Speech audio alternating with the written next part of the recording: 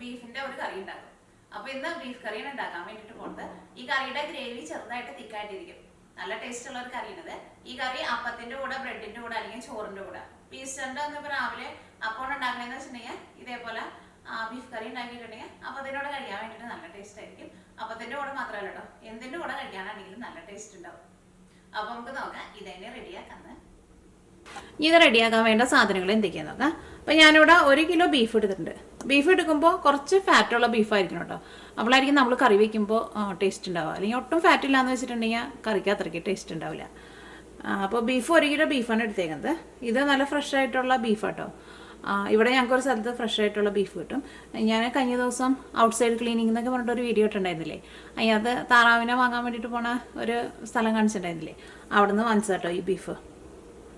അപ്പോൾ ഇത് ഞാനിവിടെ ഇതേപോലെ ഇങ്ങനെ കുറച്ച് ചെറിയ പീസായിട്ട് ഇതേപോലെ ഇങ്ങനെ കട്ട് ചെയ്തെടുത്തിട്ടുണ്ട്. അപ്പോൾ ഇതാണ് നീക്കി വയ്ക്കാം. പിന്നെ വേണ്ടത് ചുവന്നുള്ളിയാണ്. ചുവന്നുള്ളി അല്ലെങ്കിൽ സവോള ആയിരുന്നാലും കുഴപ്പമില്ല. പക്ഷെ ചുവന്നുള്ളി കിട്ടാന്ന് വെച്ചിട്ടുണ്ടെങ്കിൽ നിങ്ങൾ ചുവന്നുള്ളി തന്നെ എടുക്കുക. ഈ ചുവന്നുള്ളി ഞാനിവിടെ 175 ഗ്രാം ചുവന്നുള്ളി എടുത്തിട്ടുണ്ട്. അല്ലെങ്കിൽ നിങ്ങളൊരു ഏകദേശം അളവിൽ ചേർക്കുക. കാരണം ചുവന്നുള്ളി അത്യാവശ്യം നന്നായിട്ട് വേണം.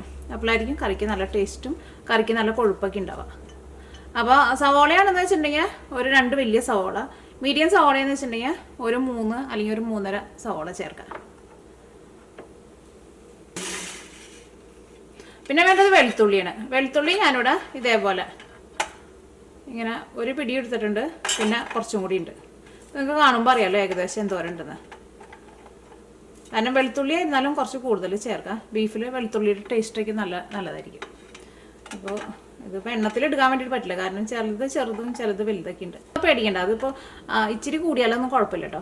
പിന്നെ വേണ്ടത് പച്ചമുളകാണ്. പച്ചമുളക് ഞാനിവിടെ ഇതേപോലത്തെ ഒരു 6 പച്ചമുളക് എടുത്തിട്ടുണ്ട്. ഇതിനകത്ത് ചില പച്ചമുളക് ഭയങ്കര ചെറുതാണ്, ചിലത് കുറച്ച് വലുതാണ്. പച്ചമുളക് അല്ലെങ്കിൽ നിങ്ങളുടെ എരിവിനനുസരിച്ചിട്ട് ചേർത്ത് കൊടുക്കുക. കാരണം പച്ചമുളക് ആയിരുന്നാലും പല പച്ചമുളകിനും പല എരിവായിരിക്കും. ചില മുളകിന് നല്ല എരിവായിരിക്കും. അപ്പോൾ നമ്മൾ സ്ഥിരം ഉപയോഗിക്കുന്ന പച്ചമുളകാകുമ്പോൾ നമുക്കറിയാലോ. അപ്പോൾ പച്ചമുളക് കുറച്ച് ചേർക്കുക. ഇനി ഇതിലേക്ക് നമ്മൾ മുളക് പൊടിയും ചേർക്കുന്നുണ്ട്, കുരുമുളക് പൊടിയും ചേർക്കുന്നുണ്ട്. അപ്പോൾ നിങ്ങൾ പച്ചമുളക് അതനുസരിച്ചിട്ട് ചേർത്തോ.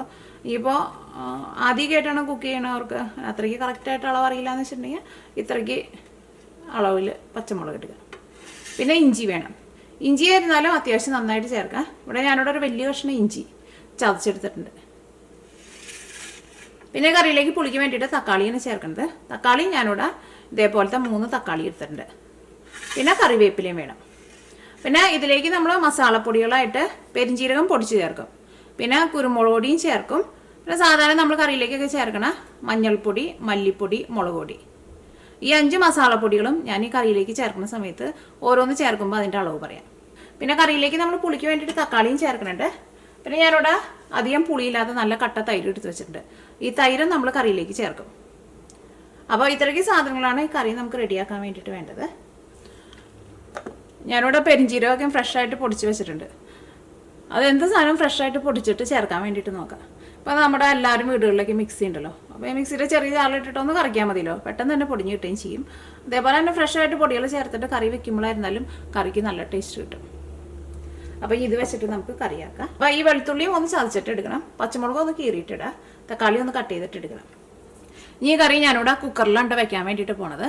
പിന്നെ കറി വെക്കാൻ പോണതിന് മുമ്പ് നിങ്ങളുടെ അടുത്തൊരു കാര്യം പറയണം. ഒന്നുമില്ല, ബീഫ് കാരണം ചിലർ നാട്ടിൽ കിട്ടുന്ന ബീഫ് കറി വെച്ച് കഴിഞ്ഞിട്ട് നാളൊരിക്കൽ എൻ്റെ അടുത്ത് ഒരാൾ പറഞ്ഞിട്ടുണ്ടായിരുന്നു ബീഫ് ശരിക്കും വെന്തിട്ടുണ്ടായിരുന്നില്ല, മിയുടെ റെസിപ്പി നോക്കി ചെയ്തിട്ടെന്ന്. അപ്പോൾ എനിക്ക് തോന്നുന്നു എല്ലാ വീഡിയോയിലും ഞാനത് പറയാറുണ്ട്. ഞങ്ങൾക്ക് ഇവിടെ കിട്ടുന്നത് എനിക്ക് തോന്നുന്നു നമ്മുടെ ഇന്ത്യയിൽ കിട്ടുന്ന ബീഫിന് മാത്രം തോന്നുന്നു വേവ് ഭയങ്കര കൂടുതലുണ്ടാവുക. അല്ലാണ്ട് ഇപ്പോൾ നമ്മൾ ഇന്ത്യക്കൊക്കെ പുറത്ത് പോയിട്ടുണ്ടെന്ന് വെച്ചിട്ടുണ്ടെങ്കിൽ അവിടെ കിട്ടുന്ന ബീഫ് എങ്ങനെ ഇരിക്കുന്നത് വെച്ചിട്ടുണ്ടെങ്കിൽ നമ്മൾ ബ്രോയിലർ ചിക്കൻ ഉണ്ടല്ലോ അതേപോലെ ഇരിക്കും ഇവിടുത്തെ ബീഫും, പെട്ടെന്ന് വേവും. അപ്പോൾ അതുകൊണ്ട് തന്നെ കുക്കറിൽ നമ്മളിങ്ങനെ കുക്കർ അടച്ച് വെച്ചിട്ട് ഇങ്ങനെ വിസിൽ വരുത്തേണ്ട ആവശ്യമില്ല. അതെൻ്റെ എല്ലാ റെസിപ്പിയിലും ഞാൻ പറഞ്ഞിട്ടുണ്ട്. അപ്പോൾ അതേപോലെ നമ്മൾ നാട്ടിൽ കിട്ടുന്ന ബീഫ് കറി വെച്ചിട്ടുണ്ടെങ്കിൽ ബീഫ് നമുക്ക് ശരിക്കും വെന്ത് കിട്ടില്ല. അപ്പോൾ ഇന്ന് ഞാനിപ്പോൾ കറി കുക്കറിലാണ് വെക്കാൻ വേണ്ടിയിട്ട് പോകുന്നത്. അപ്പോൾ നാട്ടിലെ ബീഫാണെന്ന് വെച്ചിട്ടുണ്ടെങ്കിൽ നമുക്ക് കുക്കറൊന്ന് അടച്ച് വെച്ചിട്ട് കുറച്ച് നേരം ഒന്ന് വേവിക്കണം. അത് ഞാൻ ആ സമയമാകുമ്പോൾ അതങ്ങനെ പറയാം കേട്ടോ. അപ്പോൾ അത് റെഡിയാക്കാൻ വേണ്ടിയിട്ട് കുക്കർ വെച്ചിട്ട് ചൂടാക്കാം. പിന്നെ നാട്ടിൽ കിട്ടുന്ന ബീഫിന് നല്ല മുറുക്കം ഉണ്ടാവും. നാട്ടിൽ കിട്ടുന്ന ബീഫായിരിക്കും കുറച്ചുകൂടി നല്ല ടേസ്റ്റ് കേട്ടോ. പക്ഷേ ഇന്നിപ്പോൾ ഞാനിവിടെ എടുത്തേക്കുന്ന ബീഫ് ഏതാണ്ട് നമ്മുടെ നാട്ടിലൊക്കെ കിട്ടുന്ന പോലത്തെ ബീഫാണ്. ഇനി ഇതിലേക്ക് ആവശ്യത്തിന് വെളിച്ചെണ്ണ ചേർക്കുക. അല്ലെങ്കിൽ നിങ്ങൾക്ക് ഇഷ്ടമുള്ള ഓയിൽ ചേർക്കുക. ഇവിടെ തണുപ്പായതുകൊണ്ടാണ് വെളിച്ചെണ്ണ കട്ട പിടിച്ചിട്ടിരിക്കുന്നത്. പുറത്തൊക്കെ ചൂടായി തുടങ്ങിയിട്ടുണ്ട്, എന്നാലും അകത്തൊക്കെ നല്ല തണുപ്പ് തന്നെയാണ്.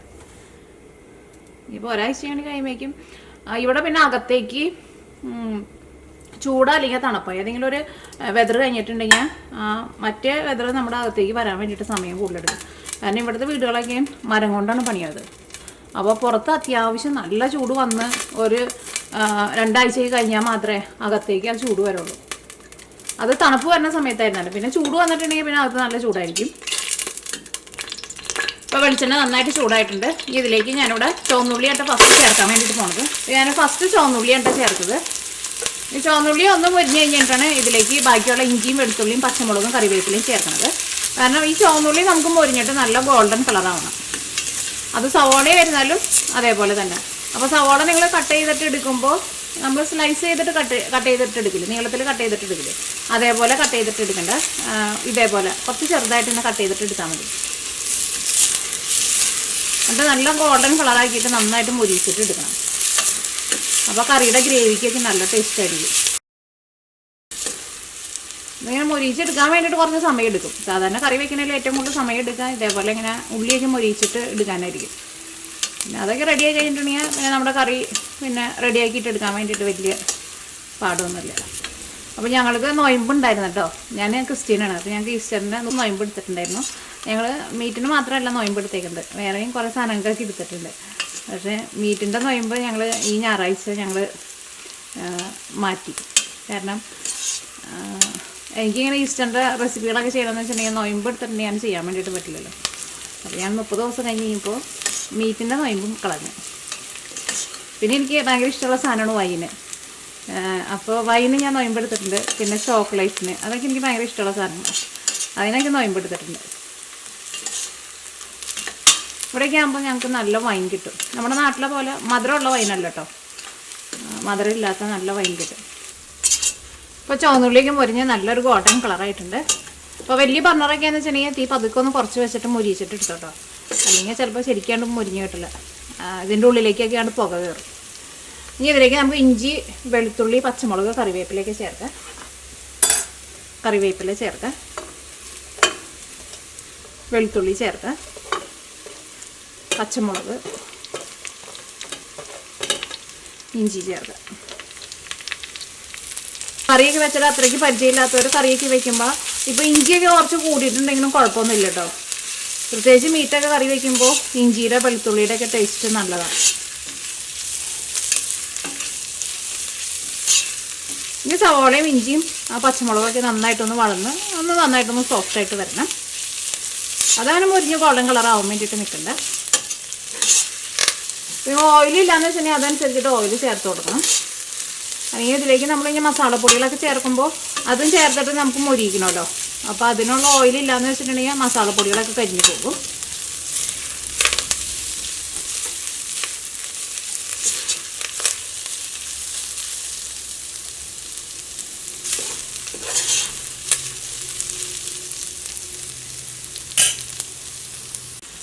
ഇപ്പോൾ ഇഞ്ചിയും വെളുത്തുള്ളിയൊക്കെ ഇതിനകത്ത് കിടന്നിട്ട് നന്നായിട്ടൊന്ന് സോഫ്റ്റായിട്ട് വന്നിട്ടുണ്ട്. അത്രയ്ക്ക് വന്നാൽ മതി, ഒരുപാട് അങ്ങോട്ട് മൊരിയാനൊന്നും നിൽക്കണ്ട. ഈ സവോള അല്ലെങ്കിൽ ചുവന്നുള്ളി മാത്രം മൊരിഞ്ഞാൽ മതി. ഇതിലേക്ക് നമുക്ക് മസാലപ്പൊടികളൊക്കെ ചേർക്കാം. അപ്പോൾ മഞ്ഞൾപ്പൊടി ഞാനിതിലേക്ക് 1 ടേബിൾ സ്പൂണാണ് ചേർക്കുന്നത്.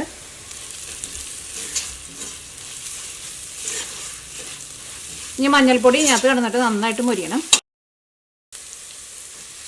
അപ്പോൾ മഞ്ഞൾപ്പൊടി ഇതിനകത്ത് കിടന്നിട്ട് നന്നായിട്ട് മൊരിഞ്ഞിട്ടുണ്ട്. ഇനി ഇതിലേക്ക് മല്ലിപ്പൊടി ചേർക്കാം. ഇനി ഇതിലേക്ക് മല്ലിപ്പൊടി ചേർക്കാം.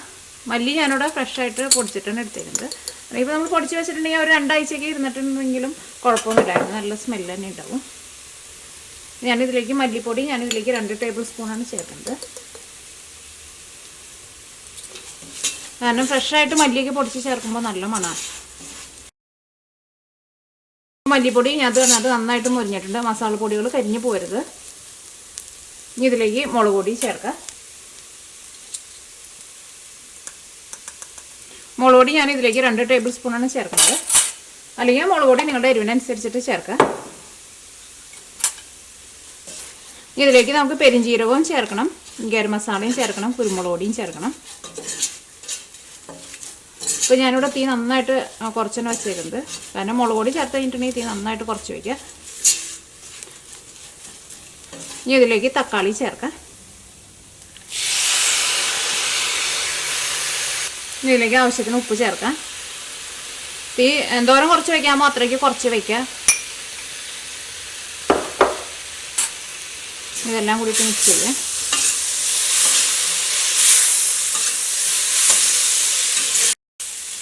ഇനി ഇതിലേക്ക് ബീഫ് ചേർക്കാം.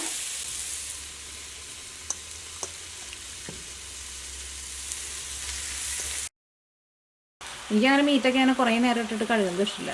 അങ്ങനെ കുറേ നേരം ഇട്ട് കഴുകിയിട്ടുണ്ടെങ്കിൽ ആ മീറ്റിൻ്റെ ടേസ്റ്റൊക്കെ പോകും. അതുകൊണ്ടൊക്കെ ആയിരിക്കും നമ്മൾ ഹോട്ടലിലേക്ക് ചെല്ലുമ്പോൾ, പ്രത്യേകിച്ച് ഷാപ്പിലേക്ക് ചെല്ലുമ്പോൾ അവരുടെ കറികളൊക്കെ കഴിക്കുമ്പോൾ നല്ല ടേസ്റ്റ് ഉണ്ടെന്ന് പറയില്ലേ. അതിങ്ങനെ അവർ അത്രയ്ക്ക് അധികം കഴിയില്ല. അങ്ങനെ കുറേ നേരം ഇട്ടിട്ട് മീറ്റ് അങ്ങനെ കഴുകേണ്ട ആവശ്യം ഞാൻ സാധാരണ അങ്ങനെ കഴുകാറില്ല കേട്ടോ. ഇതിലേക്ക് നമുക്ക് പെരിഞ്ചീരകവും കുരുമുളക് പൊടിയും ചേർക്കാം. ഞാനിതിലേക്ക് കുരുമുളക് പൊടി 1 ടേബിൾ സ്പൂണാണ് ചേർക്കുന്നത്. പെരിഞ്ചീരകം പൊടിച്ചതും 1 ടേബിൾ സ്പൂൺ ചേർക്കാം. ഇതിലേക്ക് നമുക്ക് ഗരം മസാല ചേർക്കണം. ഗരം മസാല ഈ ബീഫ് ഒരു 3/4 ഭാഗം വെന്ത് കഴിഞ്ഞിട്ടാണ് ചേർക്കുന്നത്. ഇതെല്ലാം കൂടിയിട്ട് മിക്സ് ചെയ്യാം. ഇനി നമുക്ക് തീ ഒന്ന് കൂട്ടി വയ്ക്കാം. ഇപ്പോൾ ബീഫ് ഈ മസാലയിൽ മിക്സ് ആയിട്ടുണ്ടല്ലോ. ഇനിയിപ്പോൾ നമ്മുടെ മസാലയൊന്നും കരിഞ്ഞു പോവില്ല. ഈ ബീഫ് വേവിച്ചിട്ടെടുക്കാൻ വേണ്ടിയിട്ട് ഇതിലേക്ക് സെപ്പറേറ്റ് വെള്ളം ചേർക്കണില്ല. ആ ബീഫ് നമ്മൾ കഴുകി വാരി എടുത്തപ്പോൾ തന്നെ ആ ബീഫിൻ്റെ ഉള്ളിൽ അത്യാവശ്യം വെള്ളമൊക്കെ ഉണ്ടാവും. ഇനി ഇത് നന്നായിട്ട് ചൂടായി കഴിഞ്ഞ് കഴിയുമ്പോൾ ഇതിൻ്റെ ഉള്ളിൽ നിന്ന് തന്നെ അത്യാവശ്യം നന്നായിട്ട് വെള്ളം വരും. അപ്പോൾ എന്ത് ചെയ്യണമെന്ന് വെച്ചിട്ടുണ്ടെങ്കിൽ ഈ ബീഫ് നന്നായിട്ട് ചൂടായി കഴിഞ്ഞിട്ടുണ്ടെന്നുണ്ടെങ്കിൽ പിന്നെ തീ ഒരിത് നന്നായിട്ട് കുറച്ചിട്ട് തന്നെ മൂടി വയ്ക്കാം. എന്നിട്ട് നന്നായിട്ട് ബീഫ് നന്നായിട്ട് ചൂടായി കഴിയുമ്പോൾ ബീഫിൻ്റെ ഉള്ളിൽ നന്നായിട്ട് വെള്ളം വരുമല്ലോ. ഞാനിപ്പോൾ ഇവിടെ ബീഫ് നന്നായിട്ട് ചൂടായിട്ടുണ്ട്. ഇതിൻ്റെ ഉള്ളിൽ നിന്നൊക്കെ ആവി വരുന്നുണ്ട്. ഇനി ഞാൻ തീ ഒരിത് നന്നായിട്ട് കുറച്ചിട്ട് ഇത് മൂടി വയ്ക്കാൻ വേണ്ടിയിട്ട് പോവാണ്. അപ്പോൾ മൂടി വയ്ക്കുമ്പോൾ ഞാൻ ടൈറ്റായിട്ട് അടക്കണില്ല കേട്ടോ. വെറുതെയാണ് ഇങ്ങനെ മൂടിയാണ് വെക്കുന്നത്. നമ്മൾ പാത്രത്തിൻ്റെ മൂടിയൊക്കെ വയ്ക്കില്ലേ, അതേപോലെ വെറുതെയാണ് മൂടി വയ്ക്കുന്നത്. ഇടയ്ക്ക് നിങ്ങൾ കറി ഇളക്കിയിട്ട് കൊടുക്കുകയും വേണം. അപ്പോൾ ബീഫ് നന്നായിട്ട് ചൂടായിട്ട് ഇതിൻ്റെ ഉള്ളിൽ നിന്ന് അത്യാവശ്യം നന്നായിട്ട് ജ്യൂസൊക്കെ വരുന്ന വരെ ഇതേപോലെ തന്നെ നമ്മൾ തീ കുറച്ചിട്ട് ഇങ്ങനെ തന്നെ മൂടി വയ്ക്കാം. അപ്പോൾ ഞാനിവിടെ കറി മൂടി വെച്ചിട്ട് ഒരു 5 മിനിറ്റായി. നമുക്കൊന്ന് തുറന്ന് നോക്കാം. എൻ്റെ ക്യാമറ പോകുക എന്നിട്ട് നിറഞ്ഞു തുടങ്ങിയിട്ട്. അപ്പോൾ ഇതിൽ നിന്ന് ചെറുതായിട്ടൊക്കെ വെള്ളം വന്നു തുടങ്ങിയിട്ടുണ്ട്. ഇനി ബീഫ് ഒന്നുകൂടി നന്നായിട്ട് ചൂടാവാൻ കേട്ടോ. ഒന്നും കൂടി നന്നായിട്ട് ഈ കറിയിൽ ഗ്രേവി വരും. ചെറിയ തീയിലിട്ടിട്ട് വേവിച്ചിട്ടെടുക്കാം. അപ്പോൾ നാടൻ ബീഫൊക്കെ ആണെന്ന് വെച്ചിട്ടുണ്ടെങ്കിൽ കുറച്ച് സമയം എടുക്കും. ഒരു 3/4 മണിക്കൂറൊക്കെ എടുക്കും വെന്ത് കിട്ടാൻ വേണ്ടിയിട്ട്. അല്ലെങ്കിൽ ഇപ്പോൾ ലാസ്റ്റ് സമയമൊക്കെ ആകുമ്പോൾ വേണമെന്ന് വെച്ചിട്ടുണ്ടെങ്കിൽ കുക്കർ ശരിക്കും ടൈറ്റായിട്ട് അടച്ച് വെച്ചിട്ട് കുക്കറിൻ്റെ ഉള്ളിൽ നിന്ന് ഒരു വിസിൽ വരുത്താം. അങ്ങനെ ചെയ്താൽ മതി. അല്ലെങ്കിൽ കഴിയുന്നതും ഇപ്പോൾ നമ്മൾ സദ്യകൾക്കൊക്കെ ഉണ്ടാക്കുമ്പോൾ ചെറിയ തീയിലിട്ടിട്ട് ഇങ്ങനെ വേവിച്ചിട്ടെടുക്കുക. അത് നമ്മളിങ്ങനെ എപ്പോഴും നമ്മളിങ്ങനെ ഇളക്കിയൊന്നും കൊടുക്കേണ്ട ആവശ്യമില്ല. അപ്പോൾ അടുക്കളയിൽ എന്തെങ്കിലുമൊക്കെ പണികൾ ചെയ്യുമ്പോൾ അതിങ്ങനെ ചെറിയ തീയിൽ ഇങ്ങനെ മൂടി വെച്ചാൽ മതി. നാട്ടിലൊക്കെയാണെന്ന് വെച്ചിട്ടുണ്ടെങ്കിൽ അടുപ്പിൽ അങ്ങനെ കണലിലിട്ടിട്ട് അങ്ങനെ ചെറിയ കണലിലിട്ടിട്ട് ഇങ്ങനെ മൂടി വയ്ക്കും. അപ്പോൾ അങ്ങനെ ചെറിയ ചൂടിൽ ഇരുന്നിട്ട് ഇങ്ങനെ വെന്ത് വന്നു കഴിയുമ്പോൾ ബീഫ് കഴിക്കാൻ വേണ്ടിയിട്ട് ശരിക്കും ബീഫ് അങ്ങനെ വയ്ക്കാം. അപ്പോൾ നല്ല ടേസ്റ്റ് ആയിരിക്കും. അപ്പോൾ ഞാനിപ്പോൾ ആ കുക്കർ വിസിൽ വെച്ചിട്ട് അടച്ച് വയ്ക്കുന്നില്ല. ഇപ്പോൾ വെച്ചിരുന്ന പോലെ തന്നെ ഒരു മീഡിയം ഫ്ലെയിമിൽ വെച്ചിട്ട് ഇതേപോലെ നമ്മൾ സാധാരണ മൂടിയൊക്കെ വെച്ചിട്ട് അടയ്ക്കില്ലേ, അതേപോലെയാണ് അടച്ച് വെക്കാൻ വേണ്ടിയിട്ട് പോകുന്നത്. ഇപ്പോൾ ബീഫ് നന്നായിട്ട് ചൂടായിട്ട് ഇതിൻ്റെ ഉള്ളിൽ നിന്ന് അത്യാവശ്യം നന്നായിട്ട് ഗ്രേവിയൊക്കെ വന്നിട്ടുണ്ട്. ഇതിലേക്ക് നമുക്ക് ഗരം മസാലയും ചേർക്കണം, പിന്നെ തൈരും ചേർക്കണം. ഇനി നിങ്ങൾ കറിയുടെ ടേസ്റ്റ് നോക്കിയിട്ട് ഇതിലേക്ക് ഉപ്പ് വേണമെന്ന് വെച്ചിട്ടുണ്ടെങ്കിൽ ഉപ്പും ചേർക്കാം. ഞാൻ ഇതിലേക്ക് ഗരം മസാല ചേർക്കാൻ വേണ്ടിയിട്ട് പോകണേ. ഗരം മസാല ഞാനിതിലേക്ക് 1 ടേബിൾ സ്പൂണാണ് ചേർക്കുന്നത്. ഫസ്റ്റ് നിങ്ങൾ ഇതേപോലെ ചേർക്കുക. അത് കഴിഞ്ഞിട്ട് എല്ലാം കൂടിയിട്ട് മിക്സ് ചെയ്ത് കഴിഞ്ഞിട്ട് അപ്പോൾ നിങ്ങൾക്ക് ഗരം മസാലയുടെ ടേസ്റ്റ് കൂടുതൽ വേണമെന്ന് വെച്ചിട്ടുണ്ടെങ്കിൽ അതനുസരിച്ചിട്ട് ചേർത്ത് കൊടുക്കുക. കാരണം നമ്മളിപ്പോൾ എടുക്കണ ഗരം മസാല പലതിനും പല ടേസ്റ്റൊക്കെ ആയിരിക്കും. അപ്പോൾ അങ്ങനെ ചേർത്താൽ മതി. ഇതെല്ലാം കൂടിയിട്ടൊന്ന് മിക്സ് ചെയ്യുക. അതുകഴിഞ്ഞിട്ട് കറിയുടെ ഏറ്റവും ലാസ്റ്റ് പിന്നെ ടേസ്റ്റ് നോക്കിയിട്ട് അതനുസരിച്ചിട്ട് ഗരം മസാല ഇപ്പോൾ കറിയുടെ ഏറ്റവും ലാസ്റ്റ് ചേർത്താലും ഒരു കുഴപ്പമില്ല. ഈ കറിയിലേക്ക് നമുക്ക് തൈരും ചേർക്കണം. ഞാനിവിടെ അത് അധികം പുളിയില്ലാത്ത കട്ട തൈരാട്ടോ. ഇത്രയ്ക്ക് തൈരാണ് ഇതിലേക്ക് ചേർക്കാൻ വേണ്ടിയിട്ട് പോകുന്നത്.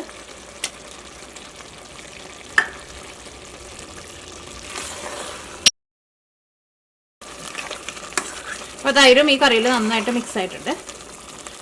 പിന്നെ നേരത്തെ മൂടി വെച്ചിരുന്ന പോലെ തന്നെയാണ് ഞാൻ ഇനിയും മൂടി വയ്ക്കാൻ വേണ്ടിയിട്ട് പോകുന്നത്. അപ്പോൾ നിങ്ങൾക്ക് തിരക്കുണ്ടെന്ന് വെച്ചിട്ടുണ്ടെങ്കിൽ കുക്കർ ടൈറ്റായിട്ട് അടയ്ക്കുക. എന്നിട്ട് കുക്കറിൻ്റെ ഉള്ളിൽ നിന്ന് ഒറ്റ വിസിൽ വരുത്തുക. ഇപ്പോൾ നമ്മുടെ കറിയിൽ ബീഫൊക്കെ വെന്തിട്ടുണ്ട്. ഈ കറിയിൽ നിന്ന് ഓയിലൊക്കെ നന്നായിട്ട് തെളിഞ്ഞ് വന്നിട്ടുണ്ട്. അപ്പോൾ ഈ കറി ഞാനിവിടെ ചെറിയ തീയിലിട്ടിട്ട് ഒരു 45 മിനിറ്റാണ് മൂടി വെച്ചിട്ടുണ്ടായിരുന്നത്. ഇടയ്ക്ക് ഞാൻ കറി ഇളക്കിയിട്ട് കൊടുക്കുന്നുണ്ടായിരുന്നു. അപ്പോൾ നാട്ടിലെ ബീഫൊക്കെ ആണെന്ന് വെച്ചിട്ടുണ്ടെങ്കിൽ ഇപ്പോൾ ഇതേപോലെ എണ്ണയൊക്കെ ഒന്ന് തെളിഞ്ഞ് വന്നു കഴിഞ്ഞിട്ട് ഇപ്പോൾ നമ്മൾ കഴിച്ച് നോക്കുമ്പോൾ ബീഫ് വെന്തിട്ടില്ല എന്ന് തോന്നുകയാണെന്നുണ്ടെങ്കിൽ പിന്നെ നിങ്ങൾക്ക് കുറേ നേരം ഇങ്ങനെ മൂടി വെച്ച് വേവിക്കാൻ ഇഷ്ടമില്ല എന്ന് വെച്ചിട്ടുണ്ടെങ്കിൽ കുക്കർ നമ്മൾ സാധാരണ വിസിലിട്ടിട്ട് നമ്മൾ അടച്ച് വയ്ക്കില്ലേ, അതേപോലെ അടച്ച് വെച്ചിട്ട് കുക്കറിൻ്റെ ഉള്ളിൽ നിന്ന് ഒറ്റ വിസിൽ വരുത്താം. അപ്പോൾ അതിന് വിസിൽ വരുത്തുന്ന സമയത്ത് ഒരു കാര്യം പ്രത്യേകം ശ്രദ്ധിക്കുക. കാരണം ഈ കറിയിൽ ഗ്രേവിയൊക്കെ അത്യാവശ്യം നല്ല തിക്കായിട്ടായിരിക്കും ഇരിക്കുക. അപ്പോൾ തീ എങ്ങാനും കൂട്ടി വെച്ചിട്ടുണ്ടെന്ന് വെച്ചിട്ടുണ്ടെങ്കിൽ നമ്മൾ ആ വിസിൽ വരുത്തിക്കുന്ന സമയത്ത് ചിലപ്പോൾ കറി അടിയിൽ പിടിക്കും. അപ്പോൾ തീ ഒരുപാട് കൂട്ടി വയ്ക്കേണ്ട, ഒരു മീഡിയം ഫ്ലെയിമിൽ തന്നെ വെച്ചിട്ട് വിസിൽ വറ്റിച്ചാൽ മതി. അത് നിങ്ങൾ പ്രത്യേകം ശ്രദ്ധിക്കുക. അല്ലെങ്കിൽ തീ എങ്ങാനും നന്നായിട്ട് കൂട്ടി വെച്ചിട്ടുണ്ടെങ്കിൽ ചിലപ്പോൾ അടിയിൽ പിടിക്കും. കാരണം ഇതിപ്പോൾ കറി നന്നായിട്ട് ഇങ്ങനെ തിക്കായിട്ടാണല്ലോ ഇരിക്കുന്നത്. അപ്പോൾ ഒരു മീഡിയം ഫ്ലെയിമിൽ വെച്ചിട്ട് സാധാരണ നമ്മൾ കുക്കർ ടൈറ്റായിട്ട് അടച്ച് വെക്കില്ലേ, അങ്ങനെ അടച്ച് വെച്ചിട്ട് കുക്കറിൻ്റെ ഉള്ളിൽ നിന്ന് ഒറ്റ വിസിൽ വരുത്താം. പക്ഷേ സമയം ഉണ്ടെന്ന് വെച്ചിട്ടുണ്ടെങ്കിൽ ഇതേപോലെ ചെറിയ തീയിലിട്ടിട്ട് വേവിച്ചിട്ട് എടുക്കാം. അപ്പോൾ കറിക്ക് കുറച്ചും കൂടി നല്ല ടേസ്റ്റ് ഉണ്ടാവും. ഈ കറിയുടെ ഗ്രേവിക്ക് നല്ല തിക്കായിട്ട് വന്നിട്ടില്ലേ. ഈ കറി അപ്പത്തിൻ്റെ കൂടെ കഴിക്കാൻ വേണ്ടിയിട്ട് നല്ല ടേസ്റ്റ് ആയിരിക്കും കേട്ടോ. ക്രിസ്മസിന് അപ്പമൊക്കെ ഉണ്ടാക്കുമ്പോൾ ഇപ്പോൾ നിങ്ങൾക്ക് ബീഫാണ് ഇഷ്ടമെന്ന് വെച്ചിട്ടുണ്ടെങ്കിൽ ഇതേപോലെ കറി ഉണ്ടാക്കി നോക്കാം. എന്നിട്ട് ബീഫിൻ്റെ കൂടെ അല്ലെങ്കിൽ നമ്മുടെ നാട്ടിൽ വൈറ്റ് ബ്രെഡ് കഴിക്കും. ഞങ്ങളുടെ വീട്ടിലൊക്കെ ഞാൻ വൈറ്റ് ബ്രെഡ് കഴിക്കാറുണ്ട്. അപ്പോൾ അങ്ങനത്തെ ബ്രെഡിൻ്റെ കൂടെ കഴിക്കാൻ വേണ്ടിയിട്ട് നല്ല ടേസ്റ്റ് ആയിരിക്കും. അല്ലെങ്കിൽ ചപ്പാത്തിയുടെ കൂടെ എന്തിൻ്റെ കൂടെ കഴിക്കാനാണെങ്കിലും നല്ല ടേസ്റ്റ് ആയിരിക്കും. ഇനി ഞാനിവിടെ തീ ഓഫ് ചെയ്യാൻ വേണ്ടിയിട്ട് പോവാണ്.